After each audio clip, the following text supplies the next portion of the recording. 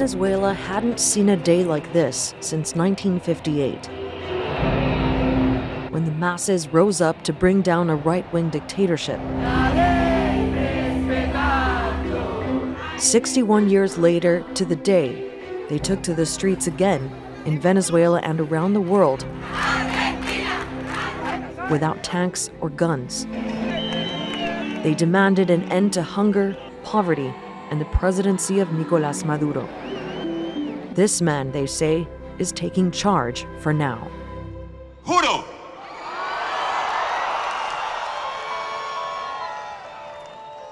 asumir formalmente las competencias del Ejecutivo Nacional. Within minutes, the White House released a statement throwing U.S. support behind opposition leader Juan Guaido. But on the other side of Caracas, Maduro called it a coup.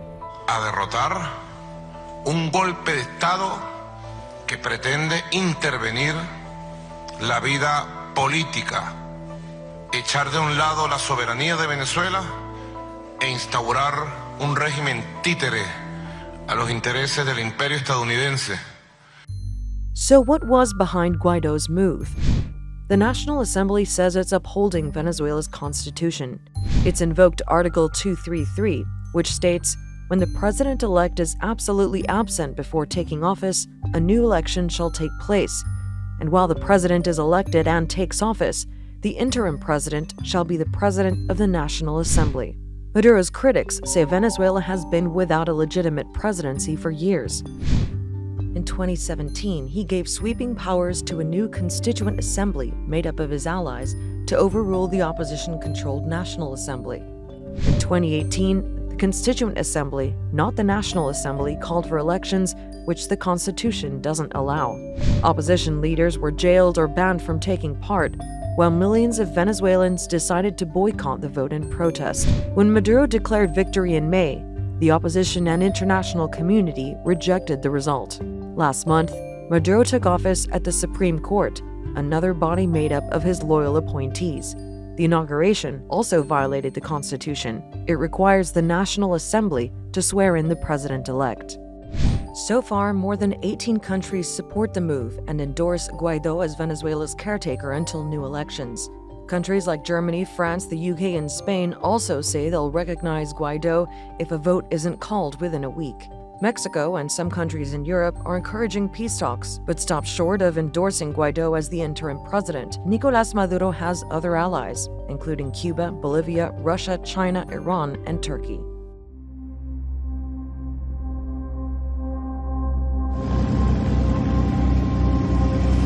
Maduro's been parading the military this week, reminding the world that he has the upper hand. He has the loyalty of the armed forces, Russian military hardware, and a civilian militia armed and trained by the government. But the opposition are trying to encourage loyalists in the army to turn away from Maduro. Soldado, amigo, solo faltas tú. The National Assembly passed an amnesty law to protect soldiers who defect. Venezuela's top military attaché to Washington switched sides on Saturday. Today I speak to the people of Venezuela and to my brothers in the armed forces to say I recognize Juan Guaido as the only legitimate president. Please, brothers, do not attack our people. There's nervousness about how things might escalate. Maduro cut diplomatic ties with the U.S., ordering its diplomats out of the country. Washington says it's exploring ways to choke off Maduro's finances.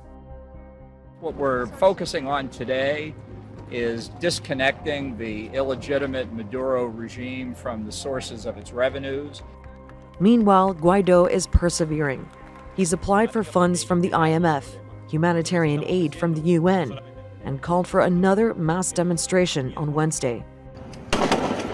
After more than 20 protesters were killed and hundreds were jailed last week, all eyes will be on Maduro's next move. Sandra Gottman, The Newsmakers.